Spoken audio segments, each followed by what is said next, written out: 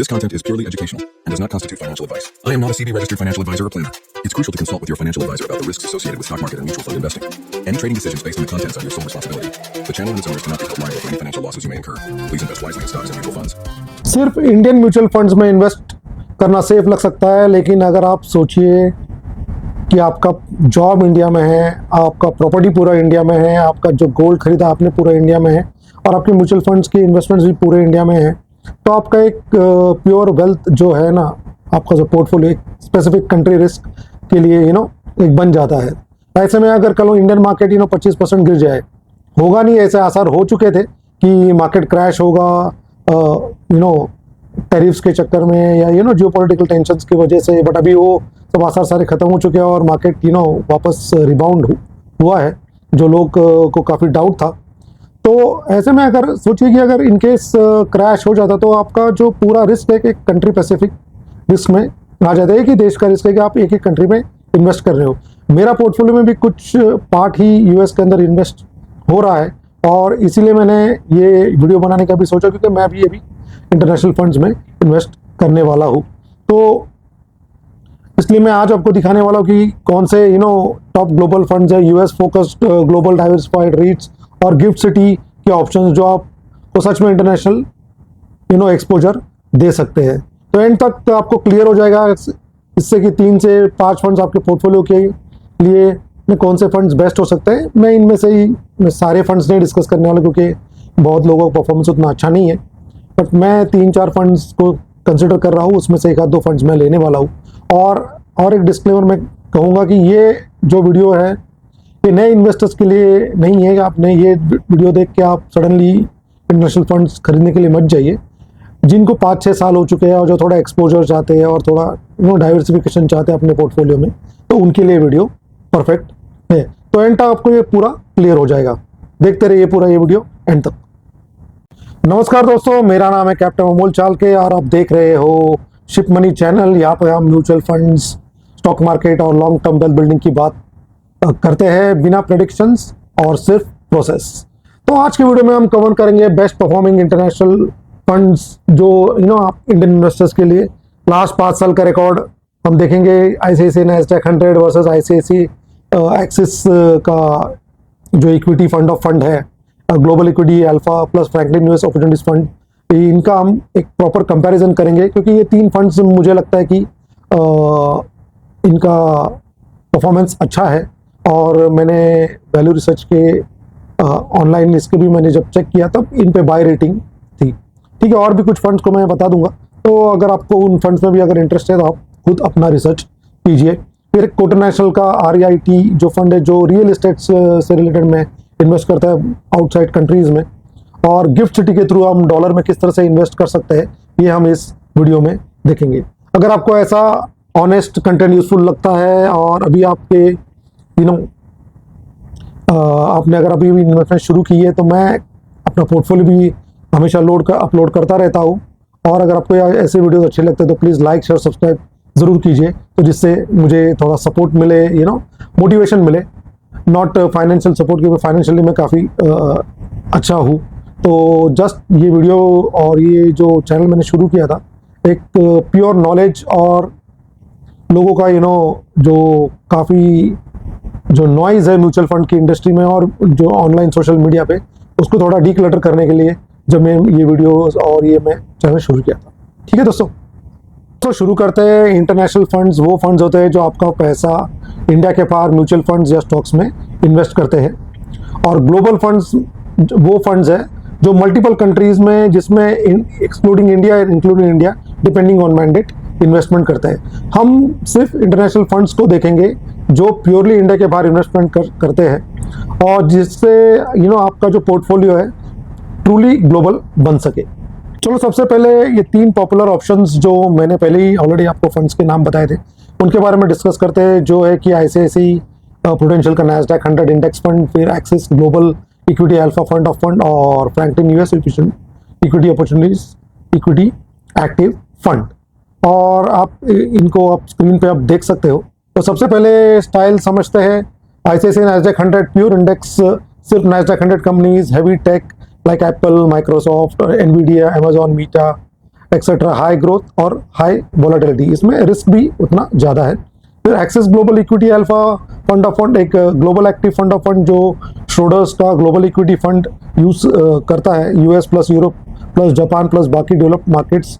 तो ये थोड़ा ज़्यादा बैलेंस्ड है और मेरा चॉइस भी यही है, फर्स्ट चॉइस। ठीक है, फिर फ्रैंकलिन यूएस इन अपॉर्चुनिटीज जो फंड है वो आपका active growth fund, small cap, mid cap और यूएस बेसिकली वहाँ पे ये इन्वेस्ट करता है। ठीक है, स्टॉक्स पे फोकस करता है। अभी शॉर्ट टर्म परफॉर्मेंस और देखते हैं। ठीक है, परफॉर्मेंस एंगल से अगर पिछले कुछ सालों में नैस्डैक 100 ने इनसेन रिटर्न्स दिया है, जब टेक रैली भी काफ़ी स्ट्रॉन्ग थी, इसलिए नैस्डैक 100 का 3 ईयर कंजम्पशन रिटर्न काफ़ी हाई दिख रहा है। बट इसके ड्रॉडाउन्स भी उतने बड़े होते हैं, क्योंकि टेक का है कि कभी सडनली मार्केट ऊपर गया, कभी नीचे गया, कुछ भरोसा है नहीं। क्योंकि आप देख सकते हो अपनी इंडियन कंपनीज भी काफ़ी, टेक कंपनीज काफ़ी अभी इतनी स्ट्रॉन्ग परफॉर्मेंस नहीं दे रही है।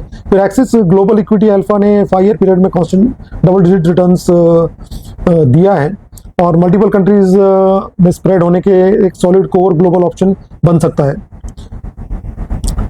और वही फ्रैंकलिन यूएस अपॉर्चुनिटीज ने लॉन्ग टर्म में 10 साल प्लस का ये फंड है में 16 से 17% के आसपास कंपाउंडिंग दिया है, लेकिन recent 5 year return slightly moderate रहे। 3 ईयर अगेन स्ट्रॉन्ग है, classic active US growth style है इसकी।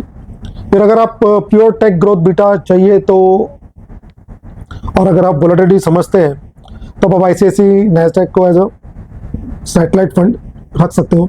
अगर आप एक सिंगल ग्लोबल फंड चाहते हो जिसमें US plus Europe plus Japan mix axis global equity fund एक लॉजिकल ऑप्शन मुझे दिखता है, जैसे कोर ग्लोबल ऑप्शन बन सकता है, और मेरा पहला भी ऑप्शन तो यही है।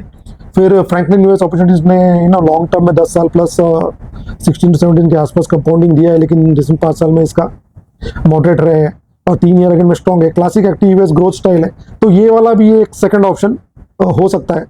अब कुछ और फंड्स का नाम भी देख लेते हैं, क्योंकि और ये 3 फंड्स तो मैंने सिलेक्ट किए थे, बट कुछ और फंड्स भी जिन्होंने परफॉर्मेंस दिया है पिछले 5 सालों में, बट अभी उनका शायद परफॉर्मेंस इतना खास नहीं है, बट स्टिल उनको आप अगर आप खुद ही रिसर्च करके आप भी देख सकते हो, क्योंकि मेरे कहने पे आप मत जाइए। तो उसमें आता है कि आईसीआईसीआई प्रूडेंशियल का US blue chip equity fund आ जाता है, जो US large cap relative stable है, plus versus pure Nasdaq 100। 5 year का ट्रैक रिकॉर्ड भी अच्छा है। फिर आदित्य बिरला का Sun Life global excellence fund of fund global growth theme strong 5 year CAGR दे रहा है। आदित्य बिरला का सन लाइफ इंटरनेशनल इक्विटी जो मल्टी रीजन एक्सपोजर है, थोड़ा नॉन यूएस टिल्ड भी है। तो इनका अगर आप देख सकते हो कि आईसीआईसीआई का ब्लू चिप को आप स्टेबल यूएस कोर करके कोर फंड में रख सकते हो। फिर Axis global equity plus ABSL जो ग्लोबल एक्सेलेंस है, इनको आप ग्लोबल डाइवर्सिफाइड फंड समझ के रख सकते हो। फ्रैंकलिन जो अपॉर्चुनिटी और यूएस नैस्डैक की हायर ग्रोथ हायर रिस्क भी है इनका, तो ये सैटेलाइट फंड्स में रख सकते हो। क्योंकि अगर आपका एक जिसमें आपको चाहिए कि आपने 1 लाख रुपया 2 लाख रुपया आपको सिर्फ चेक करना है, तो आप उसमें रख दीजिए, आपका कोर पोर्टफोलियो को आप टच नहीं कर रहे हो। तो ये वाले फंड्स जो है कि आप जैसे थीम्स चल रही है नैस्डैक 100 में, आप टेक फंड्स टेक रिलेटेड है, तो वहाँ पे आप उस थीम में आपको समझ में आ रहा है, तो अपने वहाँ पे पैसे इन्वेस्ट करके आपने देखना चाहोगे उस थीम का, अपने अपॉर्चुनिटी जो अच्छा साइकिल है अपॉर्चुनिटी की कोशिश करना चाह रहे हो, तो तब आप इस फ्रैंकलिन यूएस अपॉर्चुनिटीज और आईसीआईसीआई नैस्डैक को आप कंसिडर कर सकते हो। ठीक है दोस्तों, तो ये आपको मैंने कुछ फंड्स आपको बताए, 3 फंड्स जो मुझे लग रहे थे काफ़ी अच्छे, और कुछ फंड्स मैंने आपको एडिशनल बताया। आप इनका आप खुद ही आप वेबसाइट्स पे चेक करके देख सकते हो, क्योंकि मैंने 3 फंड्स इसके लिए मेरे लिए सिलेक्ट करके रखे हुए, क्योंकि इनका वैल्यू रिसर्च पे भी बाय की रेटिंग थी, बाकी लोगों पे सेल की रेटिंग और अवॉर्डेबल है फंड्स, ऐसे सब रेटिंग्स थी। तो इसके लिए मैंने इनको 3 ही फंड्स को मैंने अपने खुद के लिए सिलेक्ट करके रखा हुआ। अब एक थोड़ा डिफरेंट फ्लेवर वाला फंड देखते हैं, जो है कि कोटक का जो रियल एस्टेट जो वाया REITs इन्वेस्ट करता है, Kotak international rates overseas equity omni fund of fund. तो ये फंड जो है एशिया पैसिफिक रीजन में, स्पेशली सिंगापुर, हांगकांग, ऑस्ट्रेलिया, वहाँ पे ये इन्वेस्ट करता है। और इसका nature of income basically rental income, और आपके जो ऑफिस स्पेसेस है वो रेंट पे देखे, और वहाँ से कैपिटल एप्रिसिएशन करना इसका बिजनेस है। वहाँ से मतलब ये अपना कैपिटल जनरेशन या प्रॉफिट्स निकालने की कोशिश करता है। बट पिछले 3-4 साल में या 5 साल में जो नॉर्मल इक्विटी फंड्स है, उनसे इनका रिटर्न्स काफ़ी कम आया है। तो इसमें इस फंड्स को जैसे अगर किसी को इसका फ्लेवर ट्राई करना हो तो 5 से 5% ही मैं सजेस्ट करूंगा कि आपके पोर्टफोलियो में इसको आप एलोकेट करके रख सकते हो। मेरा अगर पर्सनल आप व्यू पूछोगे तो मैं तो as of now, because fund ने कुछ रिटर्न्स इतना ज़्यादा दिया नहीं है, बिलो 10% ही शायद उसके रिटर्न्स है, तो आई विल नॉट सजेस्ट। अगर आगे जाके फंड थोड़ा अच्छा करता है तो फिर एक अलग फ्लेवर, और स्पेशली जैसे मैंने कहा ये बिगनर्स के लिए ये वाला थीम, ये फंड्स नहीं है। दिस आर फंड्स फॉर जो मेच्योर्ड इन्वेस्टर्स है, जो काफ़ी टाइम से सीजन इन्वेस्टर्स है, उनके लिए, ताकि वो अपने पोर्टफोलियो को थोड़ा और डाइवर्सिफाई कर सकते हैं। जैसे मेरी तरह जो इन्वेस्टर्स है वही, उनके लिए मैं वीडियो है बेसिकली।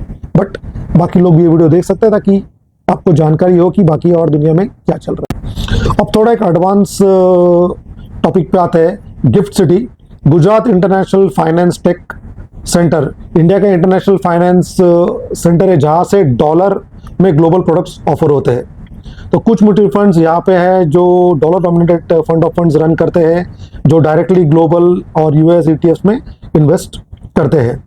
तो इसके फ़ायदे क्या है कि आप डायरेक्ट यूएस एक्सपोजर, फिर सेबी का ओवरसीज का कैप का इशू जो है $7 मिलियन का, जो म्यूचुअल फंड्स जो ग्लोबल फंड्स इंटरनेशनल फंड्स के लिए है, वो यहाँ पे कुछ एप्लीकेबल होता नहीं है। फिर ग्लोबल इंडेक्स जैसे S&P 500, नैस्डैक 100 को एफिशिएंटली एक्सेस करना एक आसान रूट है ये, ठीक है।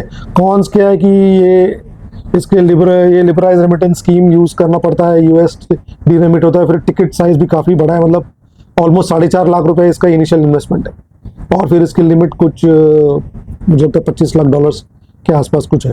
तो बेसिकली ये फंड्स मतलब जो हायर टिकट वाले इन्वेस्टर्स है, जो ऑलरेडी म्यूचुअल फंड्स में है, सीजन इन्वेस्टर्स, और जिनको और थोड़ा एक्सपोजर चाहिए और थोड़ा रिस्क चाहिए, काफ़ी अमाउंट है, तो उनके लिए ये ऑप्शन है जो बाहर के फंड्स में डायरेक्ट इन्वेस्टमेंट करना चाहते हैं। और जैसे मेरा, अगर आप देख सकते हो कि इसमें कॉन्स भी है कि टैक्स है, फिर उसके फीमा का कंप्लायंस, इसलिए ज़्यादा लास्ट टिकट एक्सपीरियंस इन्वेस्टर्स के लिए सूटेड है। बाकी जो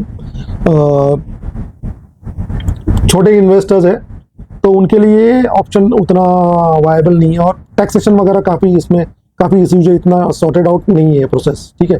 तो मेरा क्लियर व्यू है कि बिगनर एवरेज म्यूचुअल फंड्स के लिए इंडिया डोमिसाइल्ड इंटरनेशनल फंड्स काफ़ी है। Gift cities like more like आप लेवल 2 लेवल 3 वो ऊपर का लेवल है। तो जब आपका basic India plus global portfolio set हो जाएगा, उसके बाद आप गिफ्ट सिटी के अंदर भी आप इन्वेस्टमेंट करने का सोच सकते हो। मैं अगर करना चाहूँगा तो अनदर 5 साल के बाद अगर मैं करने सोचूंगा कि मुझे ये पोर्टफोलियो मेरा अभी काफ़ी सॉर्टेड है, बट स्टिल कुछ फंड्स अभी उसमें ऐसे हैं कि जिनमें मुझे आउट करके ये इंटरनेशनल फंड्स भी करने हैं, और उनको भी थोड़ा ये फंड्स मेरा जो पोर्टफोलियो को और थोड़ा कॉन्सेंट्रेटेड करने वाला हूँ। तो उसके बाद मैं सोचूंगा कि गिफ्ट सिटी में भी ट्राई करूँगा ज़रूर, ताकि पता तो चले क्या है और एक्सपोजर आगे लेना है कि नहीं। 4.5 lakh is not a big amount, but still as of now तो सडनली एक एक्सपोजर लेना it is not viable. First तो मैं इंटरनेशनल फंड्स का सॉर्ट आउट करूँगा, उसके बाद फिर, ठीक है दोस्तों। तो ओके दोस्तों, अगर आप ये पोर्टफोलियो किस तरह से आपको ये इंटरनेशनल में इन्वेस्टमेंट करना है, क्या पोर्टफोलियो का एलोकेशन किस तरह से करना है, वो थोड़ा मैं आपको डिटेल में बता देता हूँ। तो देखिए, पोर्टफोलियो फ्रेमवर्क कर लेते हैं। और देखिए, अगर आपको 15% इंटरनेशनल रखना चाहते हो तो आप 40% आप कोर ग्लोबल, जैसे axis global fund of fund जो में इक्विटी अल्फा है, उसमें आप रख सकते हो। और सेकेंड ऑप्शन आप उसमें से 15% का मैं आपकी बात कर रहा हूँ, 15% में से आप 40 to 50% एक्सिस वाले फंड में, फिर उसके बाद 25 से 35% आप यूएस कोर जैसे ICICI नैस्डैक 100 और ICICI का ब्लू चिप या फ्रैंकलिन, मैं तो बेसिकली बोलूँगा फ्रैंकलिन यूएस अपॉर्चुनिटीज़ फंड के लिए आप जाइए। और उसके बाद का जो अब 15 से 25% का जो आपका जो एलोकेशन है वो आपका ICICI नैस्डैक 100 को आप देख सकते हो। और जिनका सब कुछ बेसिक वगैरह सब कुछ ठीक है और ऑलरेडी उन्होंने यूएस या ग्लोबल फंड्स में इन्वेस्ट किया है, तो एक 5% का आप जो कोटक का जो फंड है उसको आप दे सकते हो, ठीक है। और किस तरह से आप इन्वेस्टमेंट करोगे, तो SIP 12 से 18 महीने की धीरे धीरे करके आप जो उनका मिनिमम SIP है, जो अमाउंट है वो आप उसमें चाहिए। और फिर वो भी एक चेक कीजिए कि उसके अंदर आपके पास लमसम का भी ऑप्शन है कि नहीं। SIP प्लस लमसम, तो कभी मार्केट जब डाउन होता है तो आप वहाँ पे भी आप लमसम कर सकते हो। चलो दोस्तों, अभी इस वीडियो को रैप अप करते हैं और एक समरी करते हैं। ये सिर्फ इंडिया में इन्वेस्टमेंट करना एक लॉन्ग टर्म में कंसंट्रेशन रिस्क क्रिएट करता है।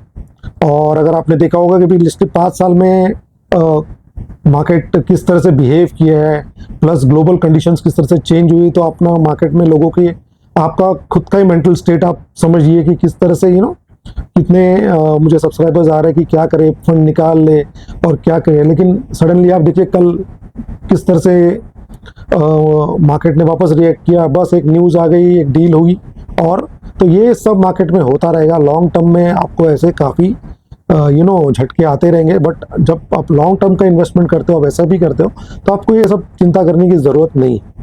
ठीक है दोस्तों। फिर इंटरनेशनल फंड्स आपको जैसे US, यूरोप, जापान, पूरे वर्ल्ड भर में आपको इन्वेस्ट करने का मौका देते हैं, उनकी थीम्स को एक्सेस करने का मौका देते हैं। तो ये एक ऑप्शन अच्छा हो जाता है कि आपका तो अगर इंडिया अच्छा नहीं कर रहा तो कोई और कंट्री आपका अच्छा कर रहा हो, तो आपका पोर्टफोलियो थोड़ा बैलेंस रहेगा। ज़्यादा लॉसेस नहीं होंगे, कहीं पे प्रॉफिट कहीं पे लॉस। ठीक है।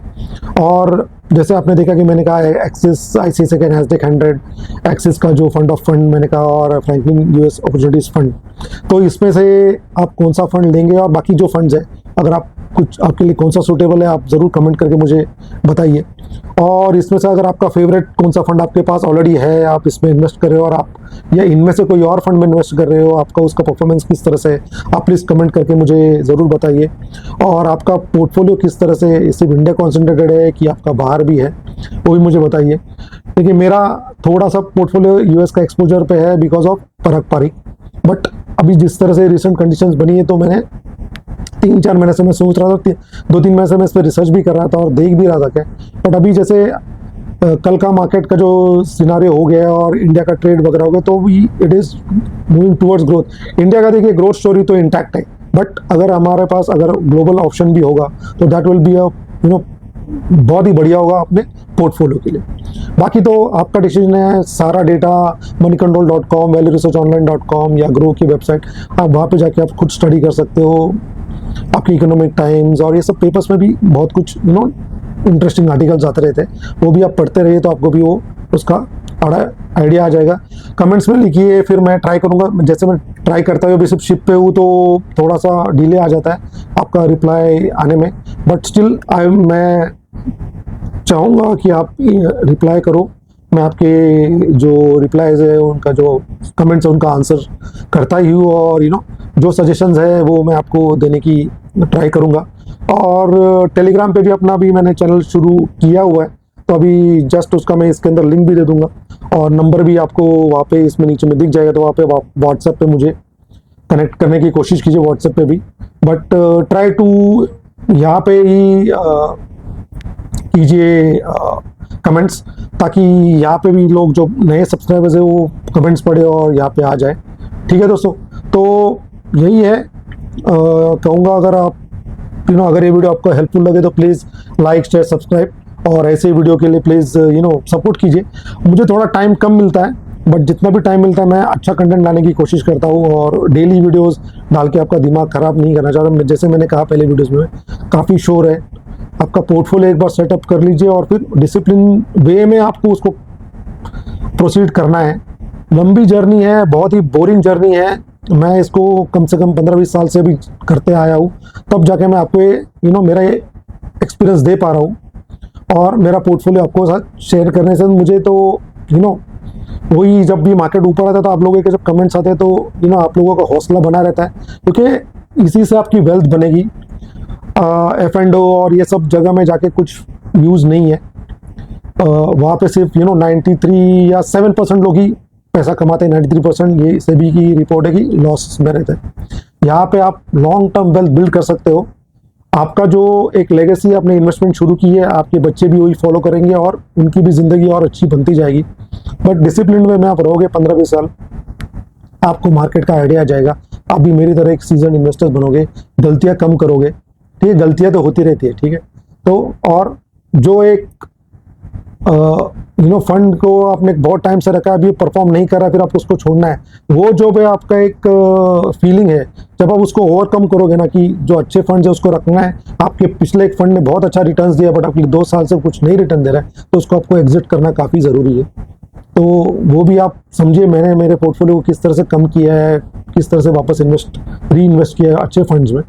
तो उसी तरह आपका वो फंड आपको बाद में ना हर दिन का आपको बहुत अच्छा अमाउंट आपका जब मार्केट बढ़ेगा आप में ऐड होता रहेगा। ठीक है दोस्तों, अगर आपको वीडियो अच्छा लगे प्लीज़ लाइक सब्सक्राइब। जय हिंद, जय भारत।